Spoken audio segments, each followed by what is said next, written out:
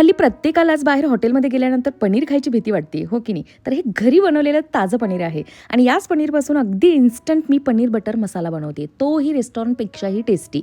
2 tomato धुवून स्वच्छ चिरून घेतलेले आहेत, कोथिंबीरच्या काड्या, लसूण, अद्रक, 10-12 काजू जे मी अर्धा तास भिजत घातले होते, लाल तिखट पावडर, धने जिरे पावडर ही मिक्स केलेलं आहे यामध्येच, कारण इन्स्टंट रेसिपी आहे हो ही. तर ब्लेंडरला मस्त त्याची प्युरी करून घ्यायची. एका पॉटमध्ये बटर घ्यायचं, थोडंसं तेल घ्यायचं, त्यामध्ये खडे मसाले, बारीक चिरलेला कांदा, बारीक चिरलेली हिरवी मिरची आणि जी काही प्युरी ॲड केली होती ती मी यामध्ये परतवून घेतलेली आहे अगदी तेल सुटेपर्यंत. त्यामध्ये पुन्हा थोडंसं लाल तिखट, थोडंसं मीठ आणि थोडीशी साखर टाकलेली आहे. हे जे काही तुम्ही पनीर पाहताय ना, बघा हे घरचं पनीर आहे. तर घरीसुद्धा पनीर टेस्टी बनतं हो. तर ते ना परतवून घेतलं होतं मी बटरमध्ये लाल तिखट पावडर आणि मीठ टाकून. ते ॲड करायचं आणि पुन्हा कसुरी मेथी आणि अमूल बटरचा 1 क्यूब छोटासा मी यामध्ये ॲड केलेला आहे. खूप सारी कोथिंबीर टाकून गार्निश करायचं. चपाती किंवा नानसोबत मस्त लागतं हे, अगदीच रेस्टॉरंटपेक्षाही टेस्टी. नक्की करून बघा तर. Okay, bye.